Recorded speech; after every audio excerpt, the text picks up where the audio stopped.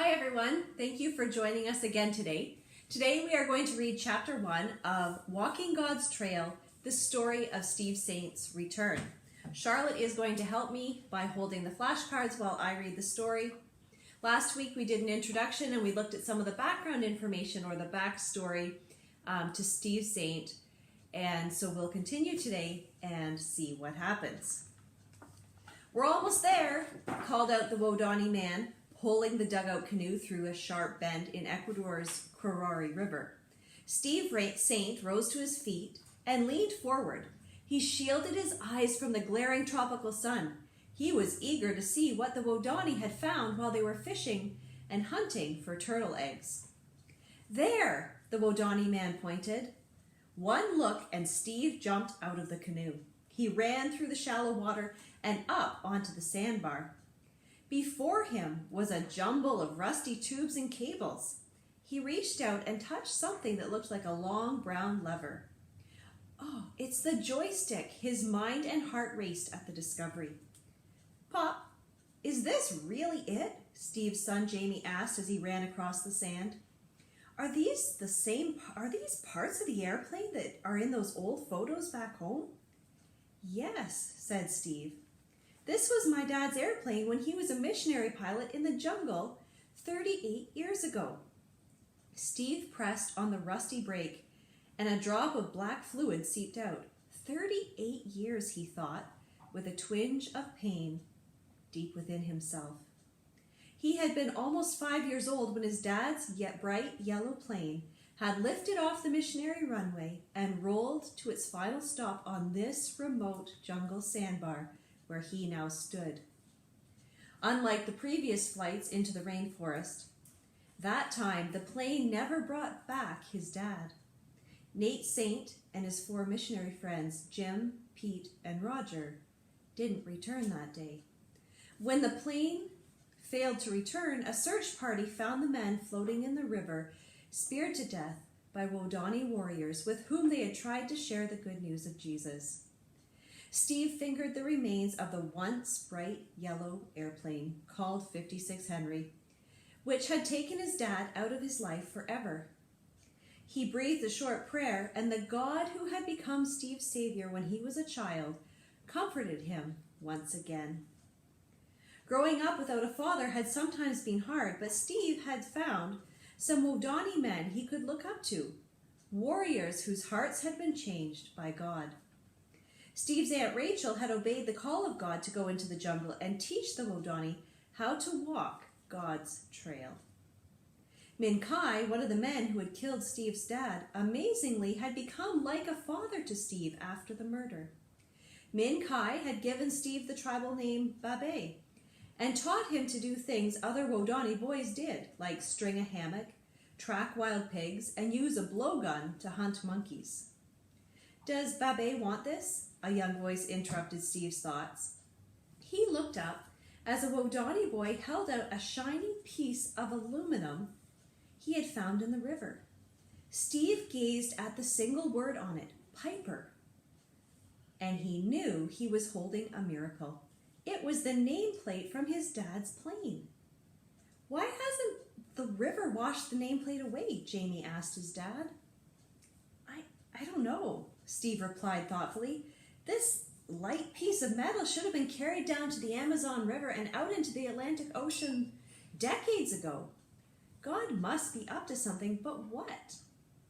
After returning to the United States, Steve thought about the experience for months.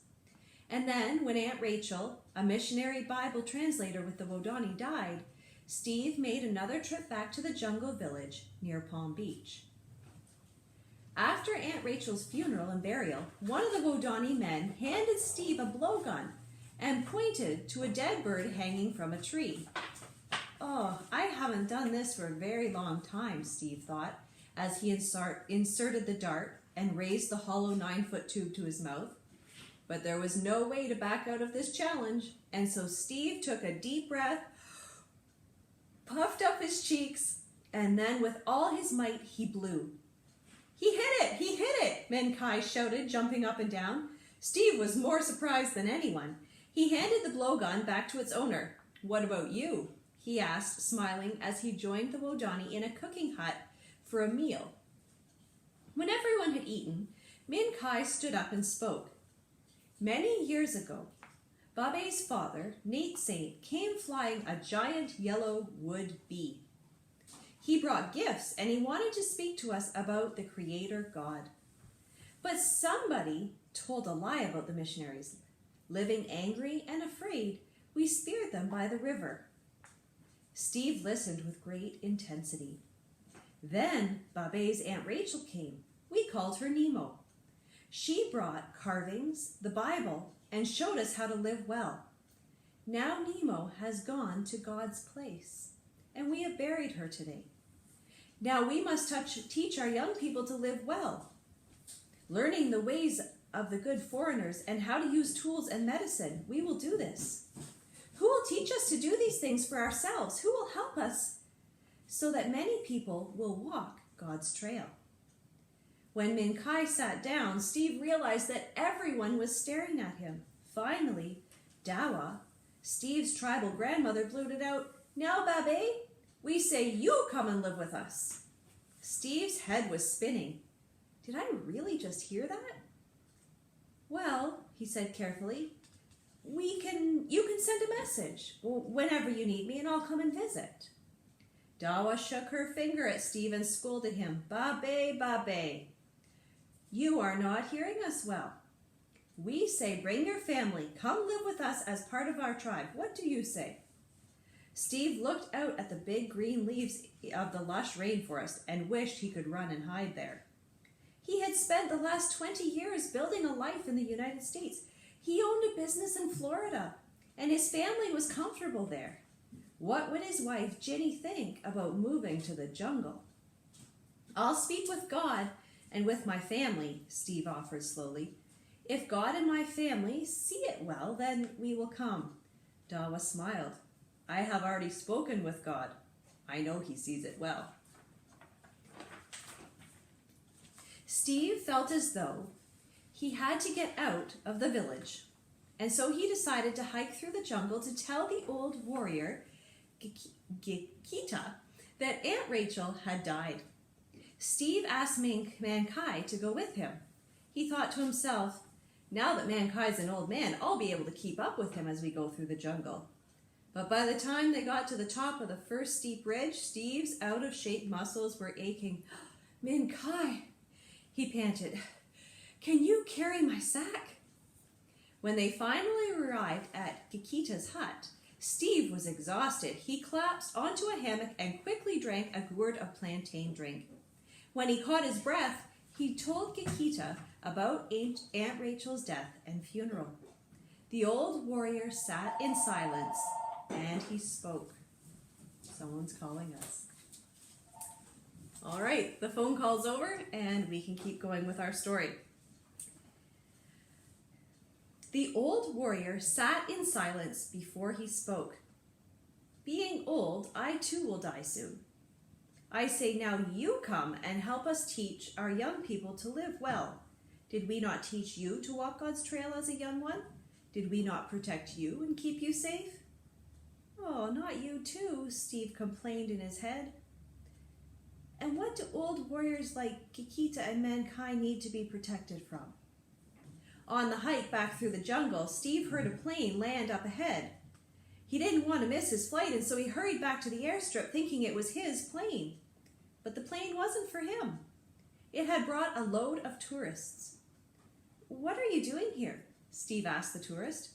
We're here to see the place where the savage jungle tribe killed the 5 missionaries many years ago, they said excitedly.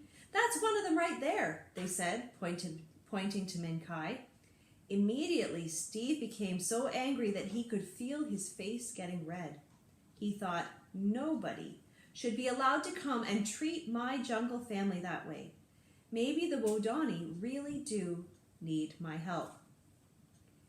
After Steve returned to Florida, he knew he had to talk to his family about what the Wodani had asked. But just as Steve was about to gather his family together, he heard a scream from the living room. Rushing down the hall, he found his daughter, Stephanie, standing on the sofa, holding one hand over her mouth and frantically waving the other hand in the air. crawling across the carpet was a big, ugly cockroach. The kind that invades the palm trees in Florida and slips into people's homes. Sean, Jamie, and Jesse had also heard their sisters scream and were trying to pounce on the brown shiny bug. Oh no, Steve worried. How will Stephanie and the boys react to the possibility of moving to the jungle where there are cockroaches as big as your hand and giant tarantulas and vampire bats? Steve took a deep breath and he shared the Wodanis' request with his family. All right, let's do it, said Jesse. Yeah, cried Sean and Jamie. What shocked Steve, however, was that Stephanie jumped up and down and clapped her hands, begging, "Oh, yes, yes, Papa, promise we can go. Life here is so boring." However, Steve could still see fear in Ginny's eyes. He was certain he knew what she was thinking. How will I be a good mother in a place I don't understand? A place without doctors, offices, grocery stores, running water, or telephones? How will I keep milk cold without a refrigerator or do laundry without a washing machine? Before deciding to move their family to the jungle to live, Steve and Ginny went for a test run. The two of them flew to Ecuador and spent a few days with the Wodani. While visiting the jungle, Ginny was overwhelmed at the thought of leaving behind all the things she was used to and being a mom in a place she didn't understand. But something else troubled her too. What could I do to serve the Wodani, Steve? She asked. God answered Ginny's question one night. She sat in the little church, God's house, and listened to the Wodani belting out the words of kids' choruses she had just taught them. Pharaoh, Pharaoh, ooh baby, let my people go. The Wodani pleaded for more songs, and Ginny sang one after another in her beautiful voice.